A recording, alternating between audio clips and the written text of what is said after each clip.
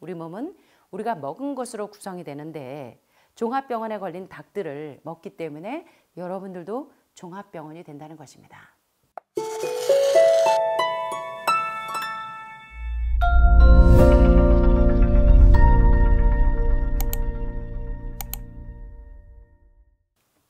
자, 이번 시간에는요, 제가 여러분과 함께 공부할 내용이 바로 육식, 두 권의 책입니다. 육식, 건강을 망치고 세상을 망친다. 1부, 2부로 존 라빈스, 굉장한 선생님입니다. 어디서 많이 들어본 이름이시죠? 제가 여러분들과 함께 100세 혁명, 또 건강혁명, 뭐 이런 내용을 가지고 많이 공부했었는데, 육식, 건강을 망치고 세상을 망친다. 이 책을 여러분들이 요새 좀 구하기가 쉽지 않으실 거예요. 이제 100세 혁명, 건강혁명 이런 걸로 이제 존 라빈스 선생님의 여러 정말 생명으로 인도하는 좋은 책들이 있는데요. 이번 시간에 이런 이 책은 정말 영양학의 바이블이라고 해도 과언이 아닐 만큼 모든 질병에 대해서 무엇이 원인인지를 잘 캐치하고 있고 또 그 질병에 대해서 해결 방법을 잘 다루고 있는 내용들이 있습니다. 그래서 이번 시간에 이제 여러분과 제가 함께 2시간에 걸쳐서 공부를 좀 해보도록 하겠습니다. 자, 오늘 존 라빈스의 육식, 건강을 망치고 세상을 망친다. 이 책 내용 가운데 중요한 부분을 좀 캡처해서 한번 살펴보도록 하겠습니다. 여기 보니까 제목이 닭고기와 계란을 자주 먹으면 어떤 결과가 생기는지를 이번 시간에 살펴보도록 하겠습니다. 자, 존 라빈스는요, 육식, 건강을 망치고 세상을 망친다라는 책에 이런 내용들을 서술하고 계십니다. 수백 명, 수천만의 사람들이 고기들을 한 입 베어 물 때마다 자기 몸속에 그들의 고통과 질병을 함께 집어넣고 있다는 사실을 전혀 깨닫지 못한 채 오히려 이 고기를 먹고 계란을 먹고 또 닭고기를 먹으면 내 몸에 좋아질 거야. 좋은 단백질이야. 라고 생각하면서 그것들을 열심히 먹어치우고 있습니다. 그러나 우리가 아침과 점심, 저녁 끼니마다 먹어치우는 건 오히려 우리의 몸에 유익한 영양이 아니라 우리의 몸을 해치는, 나를 망하게 하고 세상을 망하게 하는 악몽이라는 것입니다. 이 책은 심장마비와 그리고 암, 골다공증, 그리고 뼈에 구멍이 생기는 골조성증, 골연화증, 그리고 당뇨병, 뇌출혈을 비롯한 우리 시대의 재앙들로부터 내 몸을 어떻게 건강하게 유지하고 보호할 수 있는지를 알려주는 책입니다. 특별히 콜레스테롤, 세 가지 독소 중에 단백질, 지방, 콜레스테롤, 이것은 영양소라기보다 강력한 독소가 되기 때문에 콜트렐 에셀스틴 박사나 존 라빈스나 뭐 많은 이 영양의학의 대가들이 계속적으로 우리 몸의 독소가 얼마나 치명적인 영향을 끼치는지를 설명하는데요. 그 부분에 있어서 치명적인 독소 가운데 콜레스테롤이나 포화지방 인공 호르몬이나 항생제의 내성을 갖게 된 박테리아와 살충제, 이런 것들이 사실 오늘날의 대다수 육류 유제품에서 자주 발견되는 허다한 발병 물질로부터 어떻게 하면 우리가 우리의 몸을 건강을 지킬 수 있는지를 알려주는 책입니다. 자, 존 라빈스를 간략하게 소개를 하자면 베스킨 라빈스 아시죠? 저도 이 병원에 있을 때 환우분들이 이제 베스킨 라빈스에서 아이스크림을 많이 사다 주곤 해서 제가 참 좋아했었는데요. 존 라빈스는 바로 베스킨 라빈스의 상속자입니다. 그런데 지금도 베스킨 라빈스는 유명하죠. 그런데 이 상속자가 상속은 안 받고 우유 유제품에, 아이스크림에 또는 고기나 생선에 치명적인, 많은 사람들을 병들게 하는 치명적인 독소에 대해서 계속 환경운동을 하시는 굉장히 귀한 분이십니다. 존 라빈스는 식생활과 환경, 건강의 연관성에 관한 세계 1급 전문가 가운데 한 사람으로 건강한 식단 선택과 특별히 환경을 보존하고 더 자애로운 세계를 지지하는 비영리기구인 지구구조대 인터내셔널, 얼세이브 인터내셔널의 설립자이기도 합니다. 또 세계 최대의 아이스크림 기업인 베스킨 라빈스의 상속자였음에도 불구하고 아이스크림을 비롯한 각종 유제품이나 축산물에 대해 감춰졌던 진실을 폭로하는 정말로 용감한 환경운동가입니다. 아버지는 베스킨 라빈스로 돈을 벌어야 하는데 아들은 베스킨 라빈스의 해독에 대해서 운동을 하는 재밌는 집입니다. 아주 용감한 분이십니다. 자, 이제 육식, 건강을 망치고 세상을 망친다 1부, 2부에서 주된 내용을 먼저 캡처를 좀 해보자면요. 존 라빈스는 특별히 1994년 레이첼 카슨상의 수상자입니다. 여기는 굉장한 정말 뭐라 그럴까, 문학의 노벨상이라 그럴까요? 레이첼 카슨상은 환경운동과 더불어서 이 건강운동에 굉장히 혁신적인 분들이 주로 많이 받는 상이죠. 그래서 레이첼 카슨상의 수상자이고 저서로는 육식, 건강을 망치고 세상을 망친다가 대표적인 작품이고 존 라빈스의 백세 혁명, 또 존 라빈스의 인생 혁명, 존 라빈스의 건강 혁명은 많은 의학 영양을 연구하는 학도들에게는 정말로 사랑받는 책입니다. 그래서 현재 지각 있는 사람들부터 많은 지지를 받고 있는 그런 책들입니다. 자, 이 책의 주된 내용은 뭐냐면 바로 이 단백질 신화에 대한 허구를 낱낱이 파헤치고 또 각종 우유 유제품과 축산업에 대한 정말 불편한 진실에 대해서 이제부터 살펴보려고 합니다. 자, 이제 미국에서 가축에게 투여하는 항생제의 양은 연간 11,160톤입니다. 와, 여러분 1톤 차량이 어떤지 아시죠? 1톤에 이제 연상을 해보세요. 항생제가 연간 11,160톤인데요. 한국에서 이 양계장에 쓰는 항생제 양은 미국의 10배라고 합니다. 자, 이제 조금 전에 좀 이따가 다큐 보시면서 여러분들이 좀 놀라실 겁니다. 자, 치명적인 식중독균 0157의 주요 감염원은 주로 햄버거에서 비롯됩니다. 우리 아이들 맨날 어머니들이 이 간식으로 많이 먹이는 햄버거. 사실 햄버거 고기 속에 있는 패티가 거기에 0157의 주요 감염원인 살균들이 바글바글하다는 것입니다. 자, 여기 보시면 이게 뭔지 아세요, 여러분? 고기들이 지금 다 이렇게 도살당한 모습이 보이는데요. 미국에서 도살당할 때 폐렴에 걸려있는 돼지의 비율이 전체의 70%입니다. 여러분들이 왜 폐렴, 폐기종, 폐암에 걸리시는 줄 알겠습니까? 여러분들이 늘 즐겨 드시던, 식단에서 즐겨 먹던 돼지고기, 닭고기 이런 아이들, 폐렴에 걸려있는 돼지의 비율이 전체 우리가 식용으로 섭취하는 비율의 70%라고 합니다. 자, 이제 고기의 살이 연하고 부드러운 거 좋아하시죠? 연한 송아지 고기를 만드는 비결은 바로 어린 소를 빈혈 환자로 키우는 것이 비결입니다. 부드러운 소고기의 맛의 비하인드 스토리가 빈혈 환자로 만들면 육질이 부드러워진다고 합니다. 또 많이 여러분들이 이제 골다공증 있으면 병원에 가시면은 소고기 국물 달여 드세요. 그런데 우유를 많이 마실수록 골다공증 환자가 많은 아이러니. 사실은 여러분들이 골다공증에 걸리고 골조성증에 걸리고 골연화증에 걸리는 가장 큰 이유는 칼슘 부족이 아니라 단백질 과잉으로 인한 칼슘 부족증이 원인이 아니고 단백질 과잉에 의해서 칼슘과 인산의 비율이 맞지 않아서 칼슘이 다 빠져나가는 것이기 때문에 여러분들이 이제 골다공증을 어떻게 하면 치료할 수 있는지를 이제 살펴보시겠습니다. 자, 먼저 이제 이번 시간에는 계란과 닭을 많이 먹으면 어떤 일이 생기는지 한번 살펴보겠습니다. 자, 병으로 만신창이가 된 닭에 대해서 한번 살펴볼까요? 나는 내 식습관이 세계에 미치는 영향에 대해서는 많이 생각하지 못했습니다.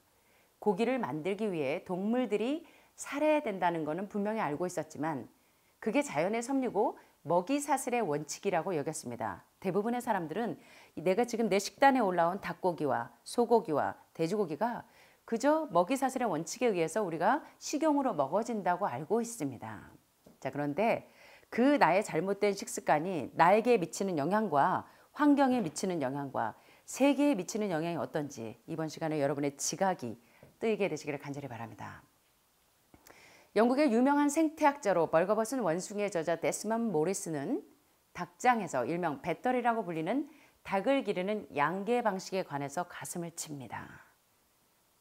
많은 사람들이 그 양계업을 하시는 분들이 닭의 천국이라고 부르는 공장식 양계장에 대해서 이렇게 설명합니다.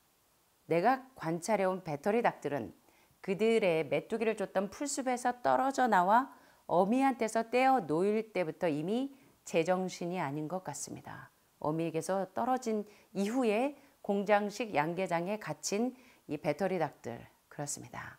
배터리는 글자 그대로 닭의 정신병원입니다. 자, 정신병에 걸린 닭들을 먹을 때 어떤 영향이 있는지 보겠습니다.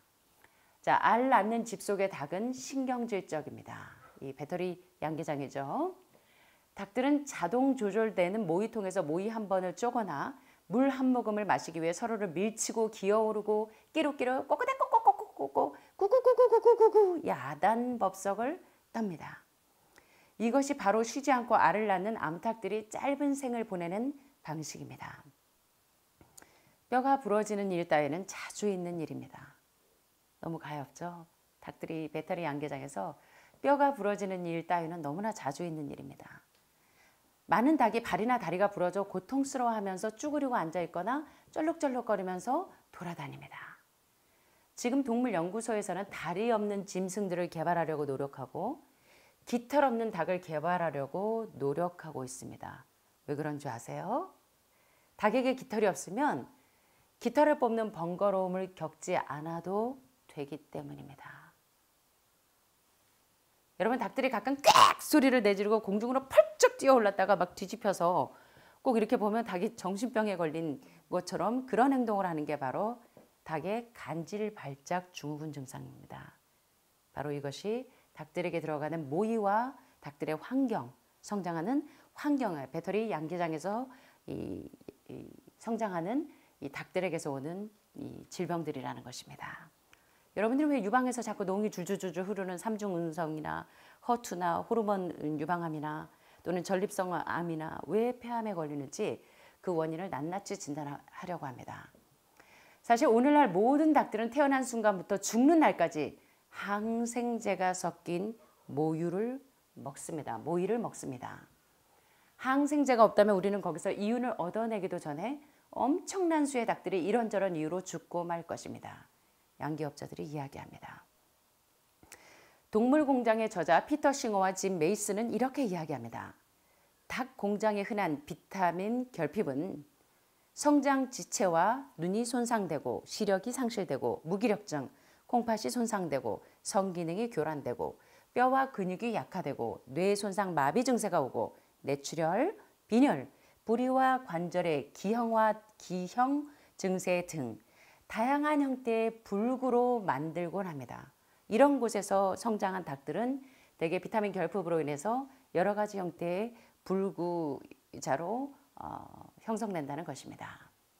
자, 닭들의 약해진 뼈와 이완된 힘줄, 비틀린 뒷다리, 부풀어 오른 관절 등은 바로 미네랄이 부족해서 생기는 병들입니다. 여러분, 암병이 다 미네랄 부족해서 생기는 병인지 아시죠? 비타민과 미네랄이 부족할 때 오는 그런 현상들입니다. 또 닭의 척추가 기형화되고 목이 뒤틀리고 관절에 염증이 생기게 만드는 이러한 질병들도 많은 닭들이 앓고 있습니다. 이 불쌍한 닭들은 병으로 만신창이가 됩니다.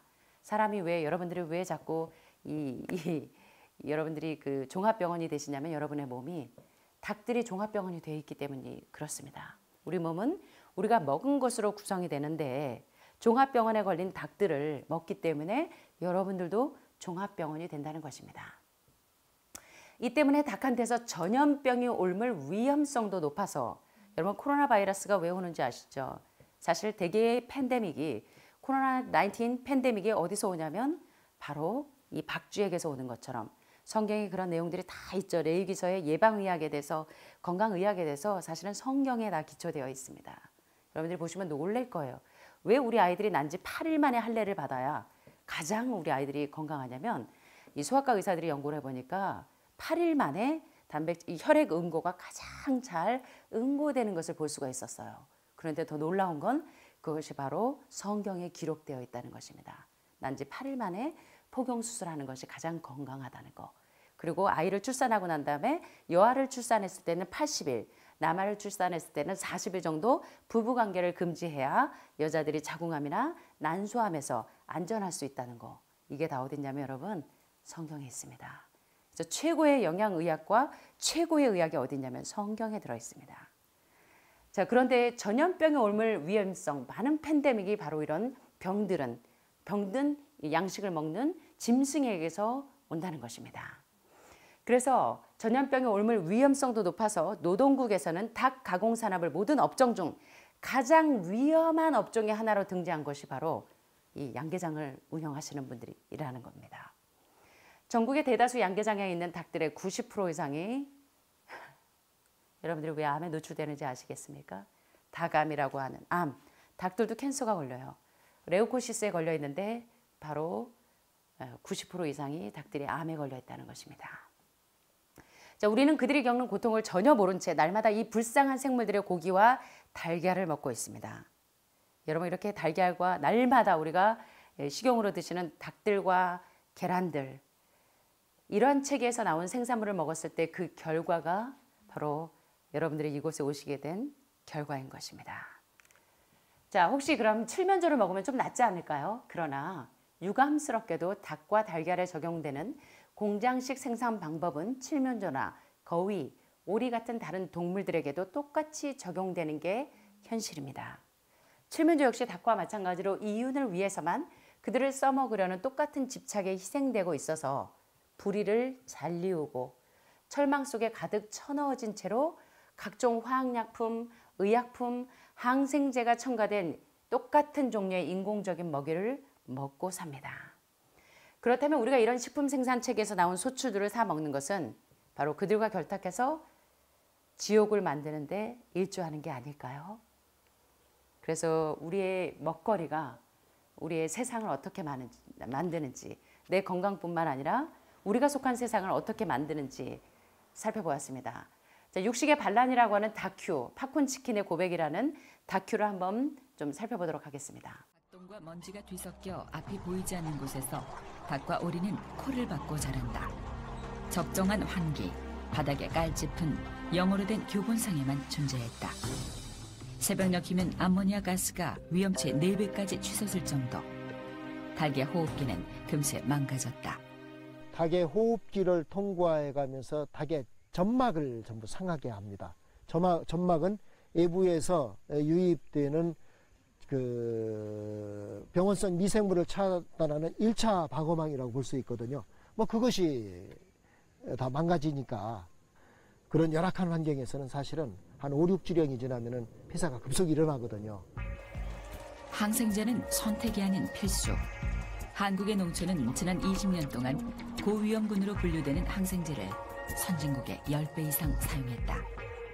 이제 규제 없이 그냥 먹이고 있죠, 일반 농가에서는. 엔노트릴 같은 경우는 그 잔류를 해서 그 사람이 이제 먹고 그것을 축적이 지속적으로 됐을 때 이제 가능성이라는 얘기가 있는데 유전자 조작을 시킬 수 있는 가능성이 있다.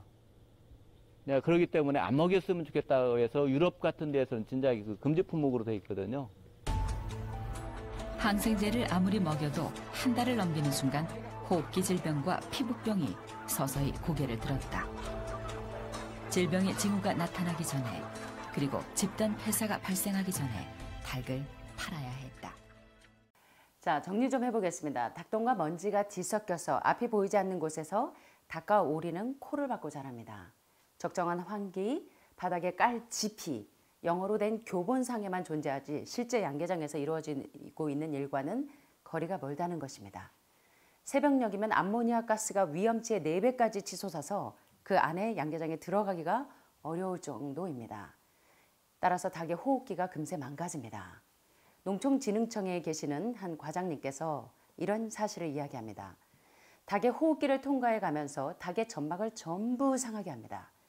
점막은 외부에서 유입되는 병원성 미생물을 차단하는 1차 방어막인데 바로 이 암모니아 가스에 의해서 이 닭의 호흡기가 망가진다는 것입니다. 그런 열악한 환경에서 사실은 5, 6주령이 지나면 폐사가 급속히 일어난다는 것입니다. 게다가 항생제는 선택이 아닌 필수라는 것입니다. 아까 보신 것처럼 한국의 농촌은 지난 20년 동안 고위험군으로 분류되는 항생제가, 엔노트릴 같은 항생제가 선진국의 10배 이상 사용된다는 것입니다. 이런 것이 잔류할 때 바로 유전자 조작을 일으킨다는 것입니다. 자, 규제 없이 먹이고 있습니다. 뭐를요? 항생제를. 일반 농가에서는 엔노트릴 같은 경우는 잔류해서 우리 몸에 축적이 된다는 것입니다. 엔노트릴을 투여받은 이 닭들의 그 엔노트릴이 잔류해서 사람의 몸속에 잔류한다는 얘기입니다. 사람이 먹고 축적이 지속적으로 됐을 때 가능성이라는 이야기가 있는데 바로 엔노트릴이 축적이 될 때 유전자 조작을 시킬 수 있는 가능성이 있다.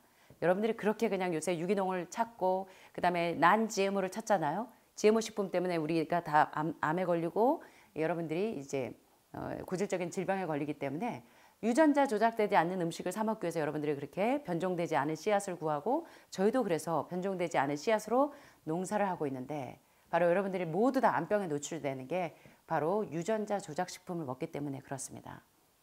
자, 그런데 이 엔도트릴이 유전자 조작을 시킬 수 있는 가능성이 있기 때문에 유럽에서는 일찍부터 엔도트릴을 금지 품목으로 항생제를 쓰지 못하도록 했음에도 불구하고 항생제를 아무리 먹여도 한 달을 넘기는 순간 호흡기 질병, 피부병이 서서히 고개를 듭니다. 우리 아이들이 왜 아토피가 걸리고 알러지가 걸리고 3살, 5살 아이들이 막 아토피 알러지 때문에 막 가려워서 엄마들이 오시는 분들이 얼마나 많은지 몰라요.